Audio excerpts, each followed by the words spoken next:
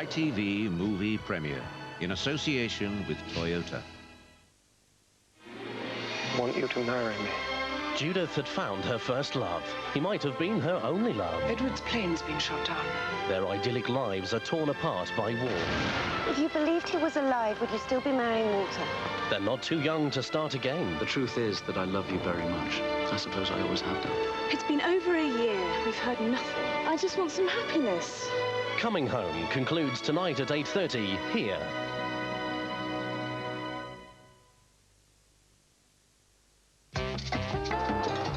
With Jus-Rol frozen pastry sheets, you can bin that tin. In that bin. The remarkable Mitsubishi Galant displays some surprisingly human characteristics.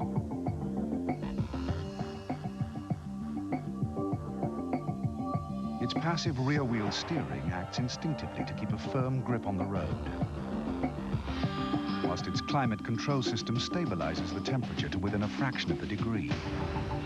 And the revolutionary automatic gearbox actually learns your individual driving style and adapts to the road conditions. The new Mitsubishi Galant, reinventing the wheel. I'm here for my 11:30 appointment. I'm here for my 11:30. Yeah, and 11:30. 11:30. I don't want you to be no slave. I don't want you to work all day. But I want you to be true. Oh, no wonder it's so hard to get an appointment here. Just wanna make love to you.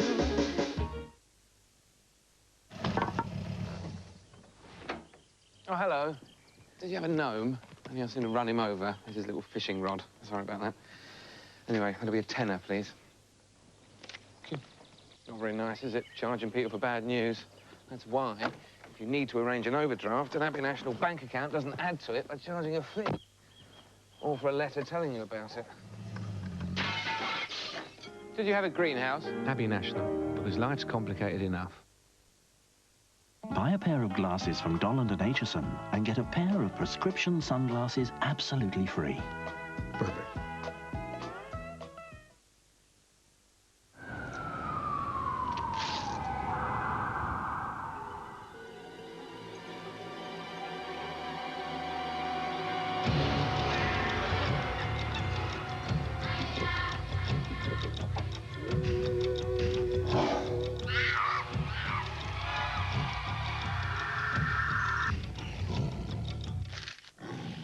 You've just had a bounty.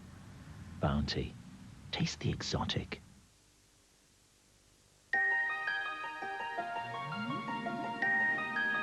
A black hole is where a star's gravity is so powerful nothing can escape. It's the same principle with the new Hoover Telius. Its sealed suction system has the filtration power you need to keep more than 99.9% of dust particles locked in. Even particles as small as a grain of pollen. Rely on Hoover to do the homework.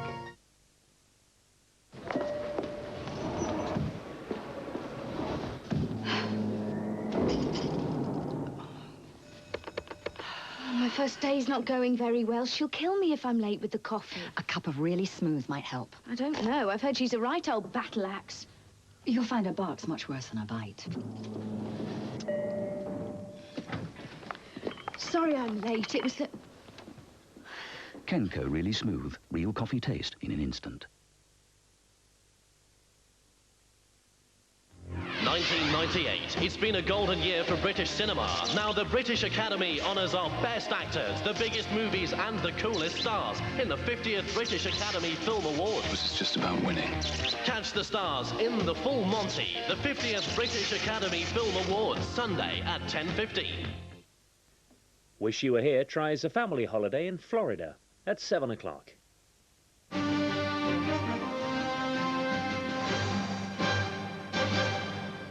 Good evening. The first contentious parades of Northern Ireland's marching season took place without trouble today. Loyalist apprentice boys avoided areas where there's been serious violence in the past, and there were no confrontations. But the RUC Chief Constable Ronnie Flanagan warned there's still scope for tremendous disorder in the weeks ahead. Here's our Ireland correspondent, John Irvine. The marching season is once again underway. Today there was a loyalist demonstration in the mainly Protestant town of Ballymena. There are hundreds of parades each summer, and this one, like the vast majority, was non-contentious. Earlier in South Belfast, however, some loyalists reluctantly accepted that they were not allowed to march through a mainly Catholic area. Bitterly disappointed. We have gone to great lengths to try and meet the wishes of the Parades Commission, and we have been rebuffed at this point in time. The RUC commended the loyalists but warned there was still scope for tremendous disorder in the weeks ahead. And it's not only contentious marches that threaten stability. A Republican splinter group was responsible for this recent explosion in Portadown. Dissident terrorists on both sides tried to wreck the peace process in the run-up to Friday's settlement, and the Chief Constable expects more attacks. They will probably increase their determination to wreak as much havoc as they can, to continue with acts of terrorism, and we must do all that we can to see that their intentions are thwarted. Across Northern Ireland, there's still a fair amount of cynicism about what Friday's peace settlement will lead to. People are wondering, can the compromises evident here at Stormont be emulated on the streets? John Irvine, ITN, Stormont. Insurance experts said today that they expect claims for damage from this weekend's floods to be among the highest on record. The worst of the weather is now thought to be over and water levels are receding. Linda Kennedy reports from Peterborough. Across the Midlands, people came home today to find thousands of pounds of damage. This man salvaged what he could, but with little success. It's a crisis which I think probably we can handle. The water is still high, but panic is subsiding. The local river, the Nene, is swollen, but should go no higher. One woman who lives on the bank told me her fear has turned to anger that so much has been destroyed. We understood that the houses had been built 7 feet above the last flood level, so we just didn't even dream that this could possibly happen. And it won't be remembered as a vintage year for a hotel owner in the village of Wansford. The insurance claim for a ruined wine cellar will be part of a total assessors now believe could rival the £1.2 billion cost of the 1987 hurricane. Even though weather forecasters believe that the level of water may have peaked, they warn the anguish isn't yet over for home and business owners. For the temperature is now set to plummet, which means that the clean-up operation here must be carried out in severe cold. Linda Kennedy, ITN, in Peterborough. The Education Secretary David Blunkett announced new plans today to cut teachers' workloads. However, they didn't satisfy delegates at the National Union of Teachers annual conference, who are still planning industrial action in 2 weeks' time. Our education correspondent Helen Wright reports from Blackpool. Nice to see you. Delighted. A warm welcome from NUT officials for the first Labour Education Secretary to address their conference in nearly 2 decades. Teachers want easy access to the best ideas and practice. And showing this video, he announced a multi-million-pound investment in tried and tested lesson plans on computer to reduce teachers' paperwork. And I want, in releasing the bureaucratic time and energy, to be able to devote it directly to achieving the results. But these teachers who voted for industrial action over bureaucracy want action and not promises from Mr. Blunkett. They say the burden of paperwork must be dramatically reduced before the start of the next school year. I feel I will be able to teach better and give more service and teaching to my pupils if there was less paperwork. Mr. Blunkett also delivered a stinging rebuke to left-wingers in the union, who he said were putting people off becoming teachers. But the great comfort is you're a very, very tiny minority. But despite everything the Secretary of State said today, union industrial action will go ahead as planned in 2 weeks' time. Helen Wright, ITN, Blackpool.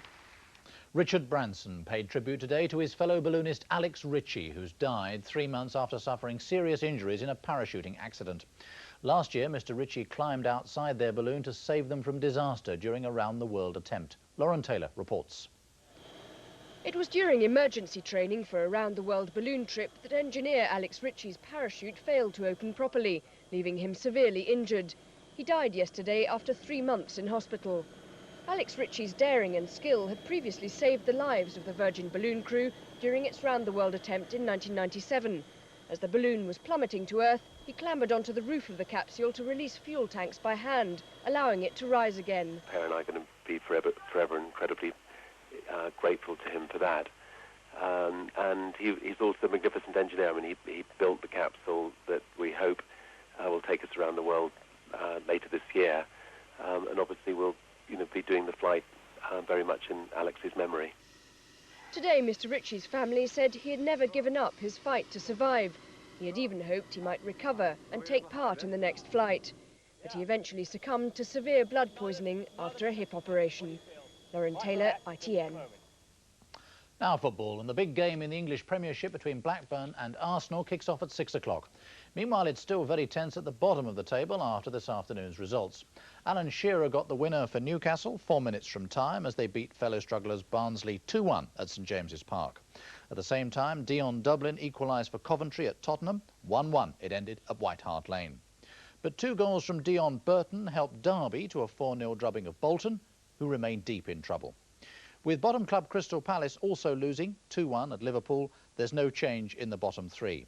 But Tottenham's point lifts them 2 points clear of Bolton, and Newcastle's victory means they leapfrog Everton into 15th place.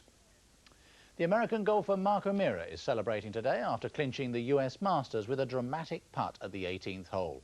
It's his first major title in 18 years. Last year's winner Tiger Woods could only manage joint 8th. Our sports correspondent Graham Miller reports. A breath of fresh air for the oldies. Mark O'Meara at 41 and 18 years a pro, proving you can't beat persistence. Good news for Britain's Colin Montgomery. Still awaiting his first major title, he finished 6 strokes behind, sharing the best European finish with Darren Clarke. Together they went round 8 under par. Both expressed their satisfaction despite golf's frustrations. Defending champion Tiger Woods had an indifferent final round, showing unexpected errors. He finished on 285, the same as Clarke and Monty. The biggest cheers, though, were for Jack Nicklaus. 58 years young, the former 6 times champion became the oldest player to make a top 10 finish. O'Meara, though, struck the biggest blow. He won the championship with this 25-foot birdie and was probably the coolest man in Augusta. It earned him £360,000 and the coveted green jacket, presented by last year's champion Woods. Graham Miller, ITN Sport. That's it. Goodbye.